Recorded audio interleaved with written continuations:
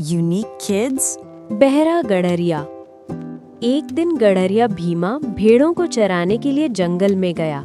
भेड़ों को चरने के लिए छोड़कर वो एक आम के पेड़ की छाया में बैठा था। दोपहर के करीब 7 घंटे लगभग 2 बजे हो चुके थे। भीषण गर्मी थी और पास में कहीं पानी नहीं था। भीमा ने सोचा गांव जाकर पानी पी आऊं, परंतु भेड़ों को अकेला कैसे छोड़े।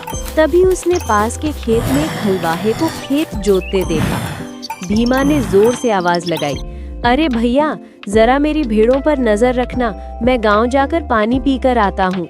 हलवाहे ने हल उठाकर कंधे पर रखा और हाथ के इशारे से बताया जैसे कह रहा हो, हाँ हाँ जाओ। भीमा ने सोचा अब चिंता की बात नहीं और गांव की ओर पानी पीने चला गया। करीब 1 घंटे बाद वो लौट कर आया। भेड़ों की गिनती की, सब ठीक ठाक थी। भीमा ने सोचा इस हलवाहे ने मेरी भेड़ों की अच्छी तरह रखवाली की है, इसे इनाम में कुछ देना चाहिए।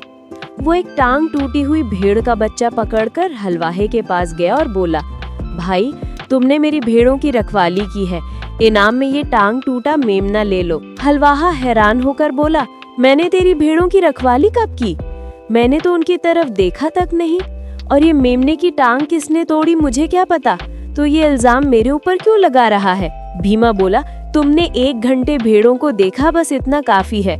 चाहो तो ये मेमना ले लो, नहीं तो मैं जबरदस्ती नहीं दूंगा। हलवाहा बोला, तू जो चाहे कर ले, मैं झूठ का डर नहीं मानता। दोनों में झगड़ा बढ़ गया। इतने में घोड़े पर सवार एक पुलिस वाला उधर से गुजरा। भीमा ने कहा, चल चल अब पुलिस वाले से पूछते हैं, ये तय करेंगे कि मेमना किसे मिलेगा। दोनों पुलिस वाले के पास पहुँचे। भीमा बोला, साहब इसने 1 घंटे मेरी भेड़ों की देखभाल की है, मैं इनाम में ये टांग टूटा मेमना देना चाहता हूँ, आप कहिए इसे लेना चाहिए या नहीं?